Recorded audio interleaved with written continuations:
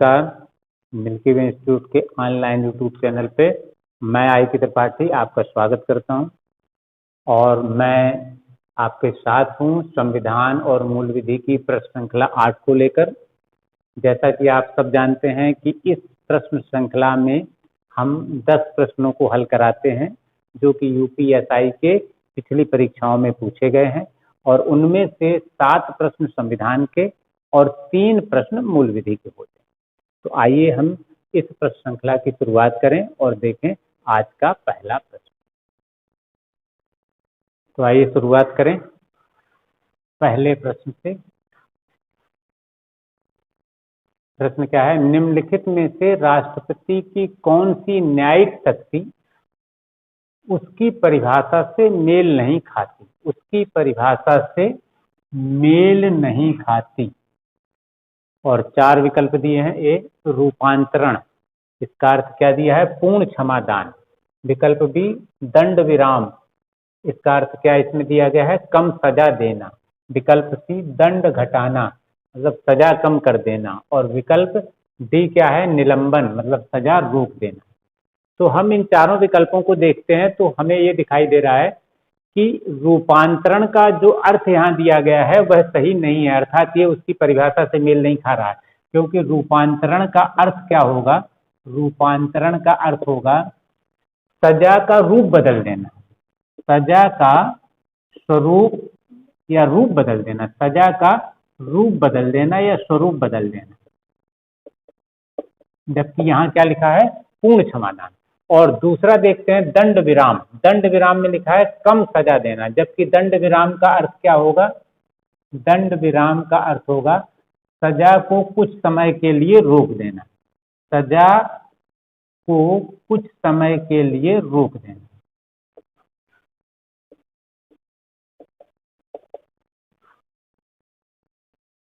रोक देना। जबकि यहाँ क्या दिया गया है? दंड विराम का अर्थ दिया गया है कम सजा देना। तो इस तरह से ये दोनों राष्ट्रपति की न्यायिक शक्ति की परिभाषा से मेल नहीं खा रही है, ये दोनों। अर्थात इसका सही उत्तर ये दोनों ही दिखाई दे रहे हैं और ये आपका यूपीएसआई की 2016 की परीक्षा में आया था। तो कभी कभी ऐसे प्रश्न आ जाते हैं जिनमें एक से अधिक उत्तर सही दिया रहता है, एक से अधिक उत्तर आपको सही प्रतीत होता है। इसमें ये वास्तव में दोनों ही उत्तर सही है, दोनों परिभाषा से मेल नहीं खा रहे हैं। उस समय ये स्थिति आती है कि विद्यार्थी सोचता है अब हम किस आंसर को सही टिक करें, यह थोड़ी सी दुविधा होती है। लेकिन इस प्रश्न में ये दोनों ही इससे मेल नहीं खा रहे हैं। ये यूपीएसआई 2016 का प्रश्न था। अब इसके बाद में हम अगला प्रश्न देख लेते हैं, प्रश्न नंबर 2। तो आइए दूसरे प्रश्न को भी देख लें क्या पूछा गया है इसमें। उपराष्ट्रपति अधिकतम कितनी अवधि तक, अधिकतम कितनी अवधि तक राष्ट्रपति के रूप में कार्य कर सकते हैं? और विकल्प दिया गया है। ए 6 माह, विकल्प बी 12 माह, विकल्प सी 3 माह और विकल्प डी 1 माह। तो वास्तव में उपराष्ट्रपति अधिकतम 6 माह तक राष्ट्रपति के रूप में या कार्यवाहक राष्ट्रपति के रूप में कार्य कर सकते हैं। संविधान के अनुच्छेद 62 में उल्लेख किया गया है कि राष्ट्रपति का पद त्याग होगा या उनकी मृत्यु हो जाए या उन्हें महाभियोग द्वारा पद से अगर हटा दिया जाता है तो उस स्थिति में 6 माह के भीतर नए चुनाव कराना अनिवार्य है। तो 6 माह के भीतर नए चुनाव होंगे, अर्थात ऐसी स्थिति में उपराष्ट्रपति कार्यवाहक राष्ट्रपति के रूप में अधिकतम 6 माह तक कार्य कर सकते हैं। तो प्रश्न नंबर 2 का सही उत्तर होगा विकल्प ए 6 माह। और इसके बाद फिर हम देख लें अगला प्रश्न, प्रश्न नंबर 3। तो आइए तीसरे प्रश्न को देख लेते हैं क्या पूछा गया है इसमें। निम्नलिखित में से कौन सा कथन भारत के संविधान के बारे में सत्य है? निम्नलिखित में से कौन सा कथन भारत के संविधान के बारे में सत्य है? और 3 कथन दिए गए हैं। कथन यह है, यह दुनिया में किसी भी संप्रभु देश का सबसे लंबा संविधान है। यह सत्य है। यह दुनिया में किसी भी संप्रभु देश का सबसे लंबा या सबसे बड़ा संविधान। और कथन बी क्या है? संसद संविधान को निरस्त कर सकती है। ये सत्य नहीं है। भारत में संसद संविधान को निरस्त नहीं कर सकती क्योंकि संविधान सर्वोच्च है। संसद संविधान संशोधन कर सकती है, संविधान में संशोधन करने की उसकी शक्ति व्यापक है लेकिन असीमित नहीं है। सर्वोच्च न्यायालय ने केशवानंद भारती के मुकदमे में स्पष्ट कर दिया है कि भारत की संसद को संविधान में संशोधन करने की व्यापक शक्ति प्राप्त है लेकिन असीमित नहीं है। वह संविधान में ऐसा संशोधन नहीं कर सकती है जो कि संविधान के मूल ढांचे को, बेसिक स्ट्रक्चर को नष्ट करने वाला हो, और वह संविधान को निरस्त भी नहीं कर सकती है। यह इसलिए यह सत्य नहीं है। और सी क्या है? यह संसदीय सर्वोच्चता प्रदान करता है, यह भी सत्य नहीं है। भारत में संसदीय सर्वोच्चता नहीं है, भारत में संविधान की सर्वोच्चता है, संविधान की सर्वोच्चता है।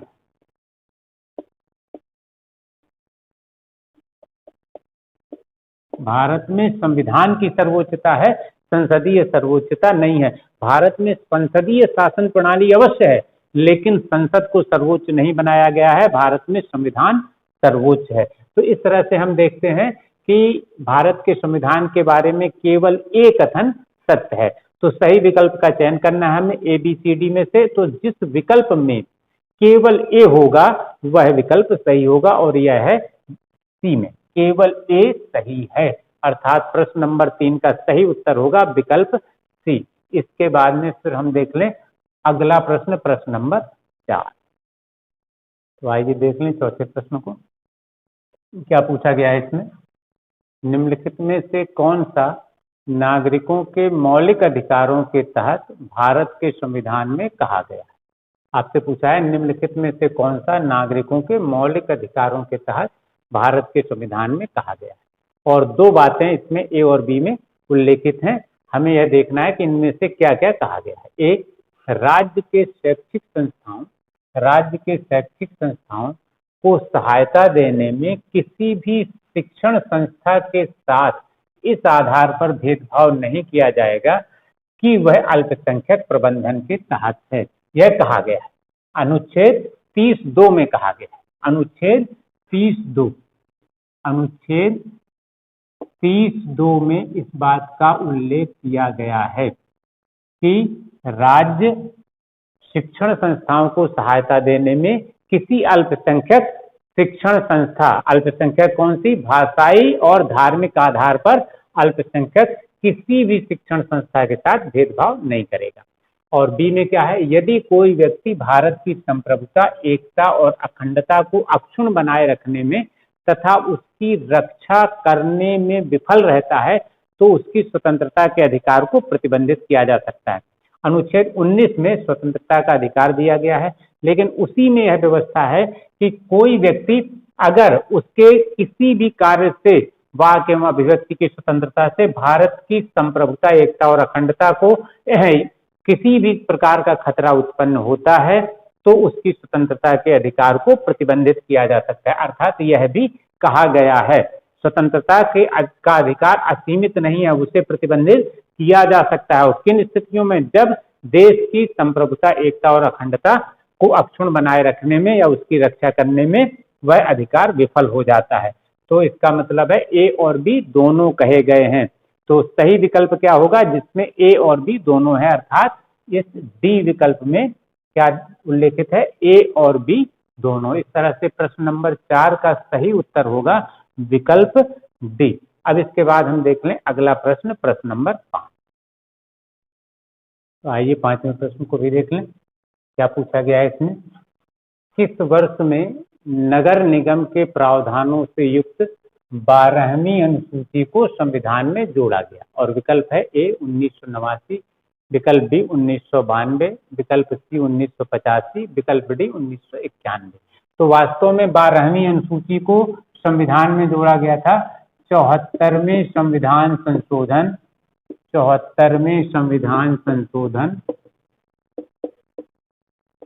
1992 के द्वारा। अर्थात 1992 में 12वीं अनुसूची को जोड़ा गया था, अर्थात इस प्रश्न का सही उत्तर होगा विकल्प बी 1992। अब इसके बाद में फिर अगला प्रश्न देखते हैं, प्रश्न नंबर 6।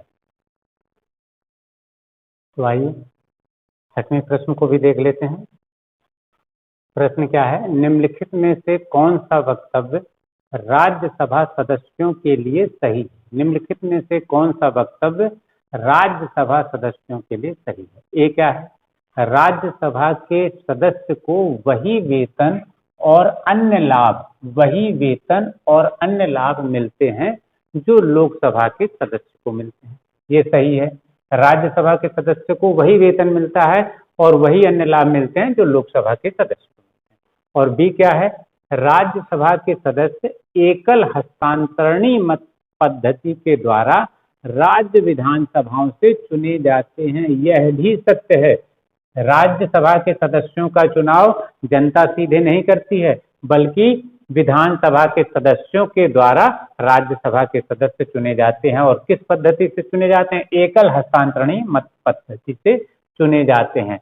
अब आपसे पूछा गया है सही विकल्प का चयन करें, तो सही विकल्प ए बी सी डी में से कौन सा होगा जिसमें ए और बी दोनों सत्य हैं, अर्थात विकल्प डी में क्या है, ए और बी दोनों सही हैं। आपसे प्रश्न क्या पूछा गया, कौन सा सही है, और विकल्प डी में क्या है, ए और बी दोनों सही है। तो इस तरह से प्रश्न नंबर 6 का सही उत्तर होगा विकल्प डी, ए और बी दोनों। और इसके बाद अब हम देखते हैं आज का अगला प्रश्न, प्रश्न नंबर 7। तो आइए देख लें इस प्रश्न को भी, क्या पूछा गया है इस प्रश्न में।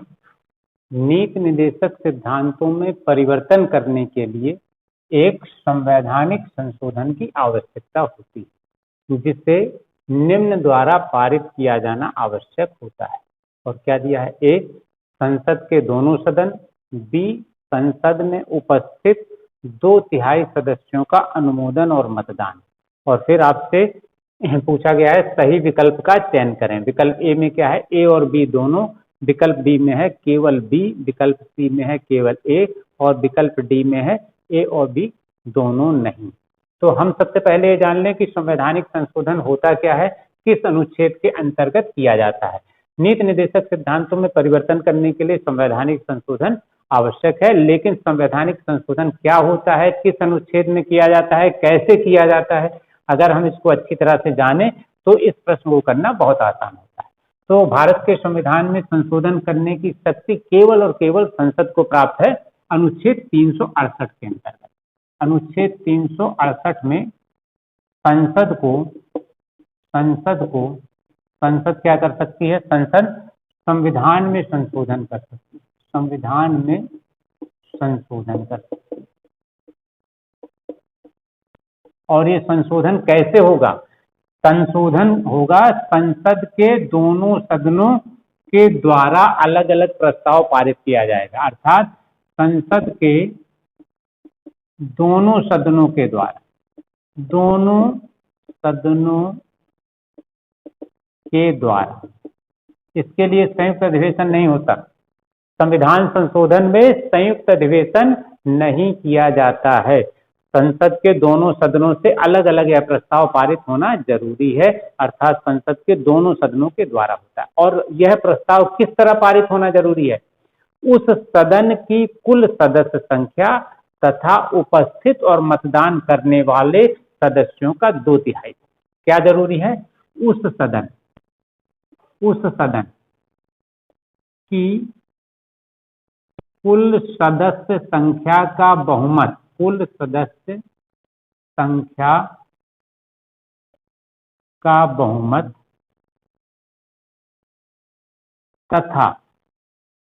तथा उपस्थित और मतदान करने वाले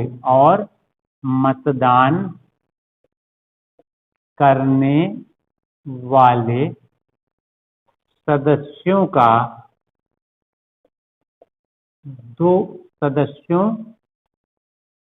सदस्यों का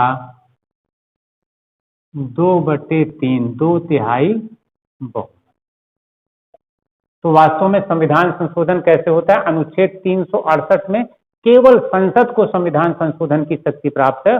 और संविधान संशोधन कैसे होता है, यह संविधान संशोधन विधेयक संसद के दोनों सदनों द्वारा पारित होना चाहिए, और जिस सदन से पारित हो उस सदन की कुल सदस्य संख्या के बहुमत तथा उपस्थित और मतदान करने वाले सदस्यों के 2/3 बहुमत से पारित।